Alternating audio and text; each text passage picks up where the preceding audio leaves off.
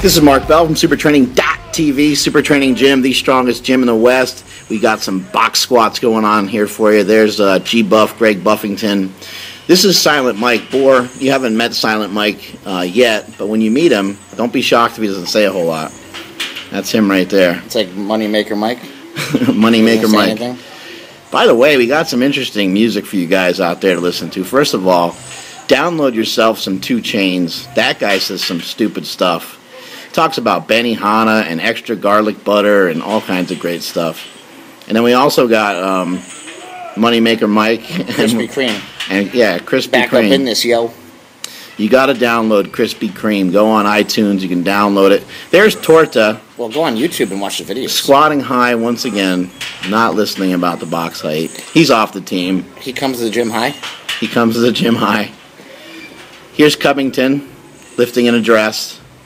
Jim McD has lost about 30 or maybe more pounds. Out of his face. And he has not yet bought new T-shirts. Way to go, Cubby, though. Looks like a skirt.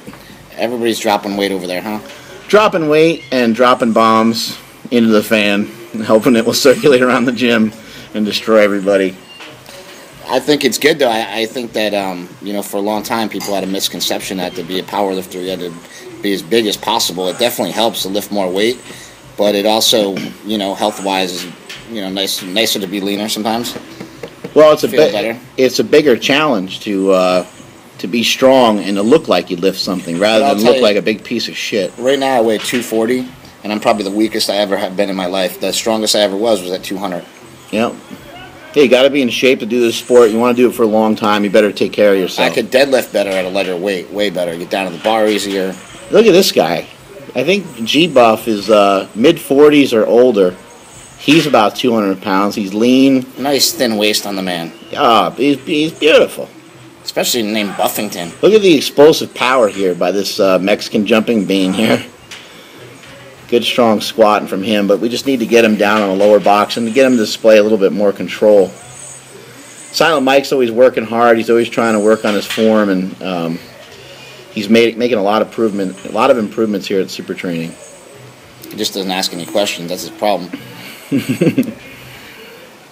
Here's Nick Matterson going. Is that spandex or is that a suit?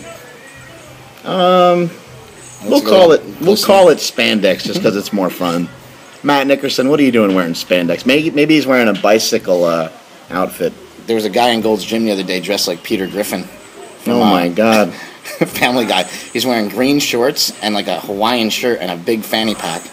Oh my God. And he was like 400 pounds.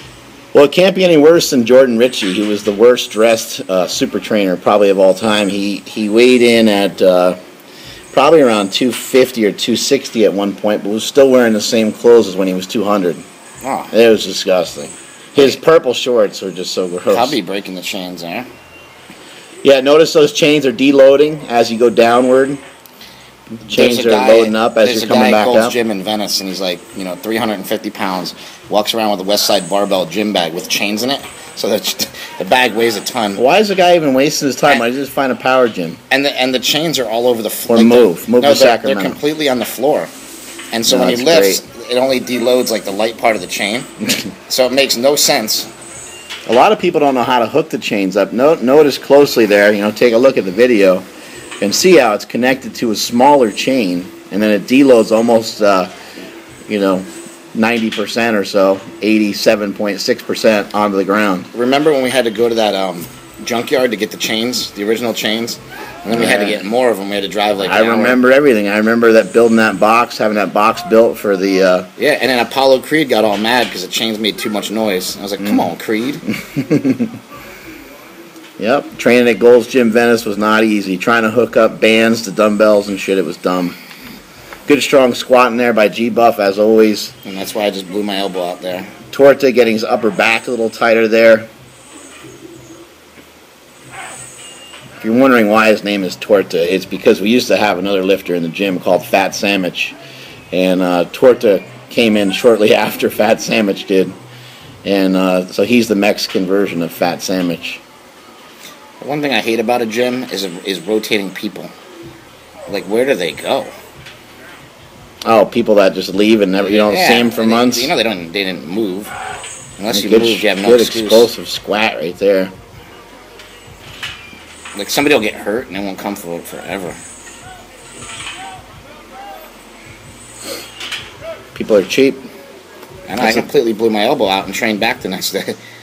The commercial gyms are just banking on people not showing up. Super training, we need people to lift up a lot of stuff. We got a lot of stuff in there to lift up, a lot of weights to lift up. We need people in there training, but people showing up. It also lifts your spirit to go in there. I mean, so many people's lives have been changed. Yep, getting fired up. That's what it's all about.